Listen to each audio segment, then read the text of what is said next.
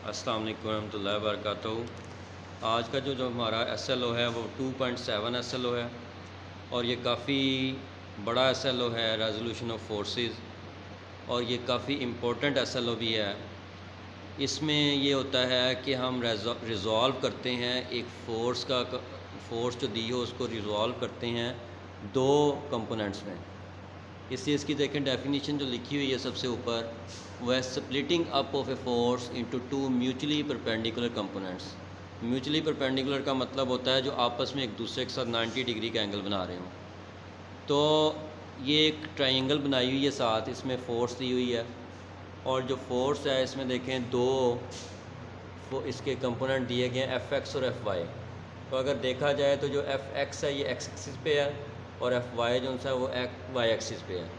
There are two components of force, one is along x axis called Fx, second is along y axis called Fy, and both of these perpendicular to each other।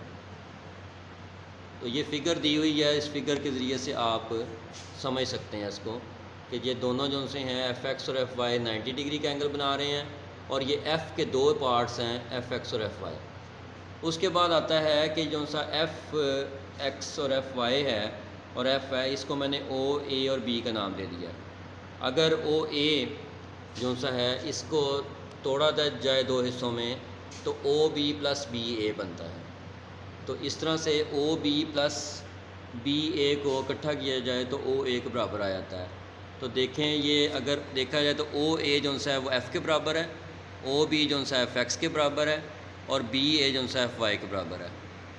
इस तरह से अगर इसकी value निकालनी हो कि F की value निकालें तो उसके लिए हम पैथागोरस थ्योरम जो सा है वो लगाएंगे। यानी F का मैग्नीट्यूड अगर हमने निकालना हो तो हम पैथागोरस थ्योरम यूज़ करेंगे, जो आप 8th क्लास में पढ़ के आए हैं। तो वो है जी कि हाइपोटेन्यूज़ का square is equal to base का स्क्वायर प्लस परपेंडिकुलर का स्क्वायर। तो इसमें जो हाइपोटेन्यूज़ है वो OA है, जो बेस है वो OB है, और जो परपेंडिकुलर है वो AB है। तो अगर इसकी वैल्यूज़ पुट करें तो F square is equal to Fx square plus Fy square, और दोनों तरफ का अगर अंडर रूट ले लें तो F और F स्क्वायर और अंडर रूट कट जाएंगे, लेकिन दूसरी तरफ के अंडर रूट और स्क्वायर नहीं कटेंगे क्योंकि दरमियान में प्लस आ रहा है। अगर आपको Fx 12 न्यूटन दिया जाए, Fy भी 6 न्यूटन दिया जाए, तो इनकी जो सी वैल्यूज़ हैं पुट करें अगर इस फार्मूले में तो वो 180 अंडर रूट आता है, जिसको सॉल्व किया जाए तो वो 65 अंडर रूट न्यूटन के बराबर आ जाएगा। इस तरह से पैथागोरस थ्योरम लगा के आप F की वैल्यू निकाल सकते हैं। उसके बाद ये एक फ़िक्रा लिखा हुआ है, some people have curly brown hair through proper brushing. तो सम का S यूज़ करना है, पीपल का जो सा P है वो यूज़ करना है, हैव का H यूज़ करना है। इस तरह पहले लफ्ज़ इसके यूज़ करने हैं। अगर हम पहली लाइन को यूज़ करें तो देखें sine theta is equal to perpendicular over hypotenuse, P से परपेंडिकुलर, H से हाइपोटेन्यूज़। तो यहाँ पे परपेंडिकुलर Fy है और हाइपोटेन्यूज़ F है, तो साइन थीटा हमारे पास आ जाएगा perpendicular over hypotenuse Fy over F। तो इसमें F से साइन को मल्टीप्लाई कर दें तो Fy is equal to F sine of theta आ जाएगा। ये आपका पहला फार्मूला आ गया Y कंपोनेंट निकालने के लिए। अब अगर दूसरी लाइन को देखें तो करली ब्राउन हेयर, तो करली से कॉस बन गया, ब्राउन से बेस, और H से हाइपोटेन्यूज़। तो दूसरा फार्मूला देखिए हमने लिखा हुआ है cos theta is equal to base over hypotenuse. तो बेस जो सी है वो Fx है और हाइपोटेन्यूज़ F है। F को कॉस से मल्टीप्लाई कर दें तो Fx is equal to F cos of theta आ गया। और अगर तीसरी लाइन को देखें तो T थ्रो से टैन बन गया, P से परपेंडिकुलर, ब्रशिंग B से बेस।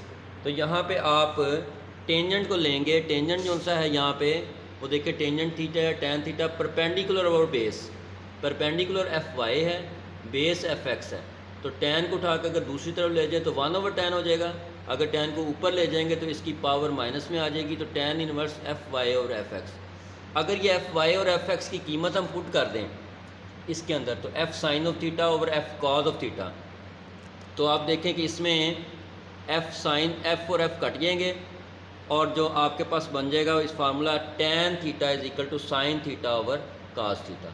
तो tan थीटा अगर साइन कॉस में लेते हैं तो sine theta over cos theta, अगर एफ वाई में लेते हैं तो theta is equal to tan inverse F Y over F X आ जाएगा। तो इस तरह से ये 3 लाइनों से हमने 3 ट्रिग्नोमेट्रिक रेशोज़ निकाल ली। इनको कहते हैं ट्रिग्नोमेट्रिक रेशोज़, क्योंकि ये ट्रायंगल की होती हैं इसलिए ट्रिग्नोमेट्रिक रेशोज़ कहलाती हैं। उसके बाद अगर हम देखें तो ये एक टेबल है, ये टेबल जो सा है ये क्वेश्चंस करने के लिए यूज़ होता है। इसमें देखें वो एंगल लिए गए हैं जो कि आम तौर पे यूज़ होते हैं, 0 का एंगल, 30 का एंगल, 45, 60 और 90। अगर इनके दरमियान कोई एंगल आ जाएगा फिर आपको कैलकुलेटर यूज़ करना पड़ेगा। इसलिए ये अगर टेबल आपको आता है और ये वाले एंगल आ जाते हैं तो आप आसानी से ये टेबल 1 मिनट में बना के इसको वैल्यू लिख सकते हैं। सबसे पहले ये है कि 0 डिग्री को 0 कह दें, 30 को 1, फिर 45 को 2, 3, 4। अब लास्ट डिजिट 4 है इसलिए सबको 4 से डिवाइड कर दें और सबका अंडर रूट ले लें। दोबारा बता देता हूँ कि 0 डिग्री को 0, 30 हो गया 1, 45 हो गया 2, 60 हो गया 3 और 90 हो गया 4। अब जो लास्ट डिजिट है वो 4 है इसलिए सबको 4 पे डिवाइड करते हैं, सबका अंडर रूट ले लें। तो पहली लाइन कैसे बनेगी, बड़े आसानी से बन जाएगी।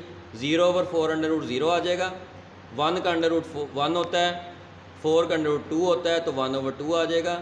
2 और 4 कट जाएंगे तो ये आ जाएगा 1 ओवर 2 अंडर रूट। ये जो सा 2 है ये इस 4 से कट जाएगा तो 1 का अंडर रूट 1 होता है, 2 का अंडर रूट वैसे लिख देंगे क्योंकि ये कैलकुलेट नहीं होता।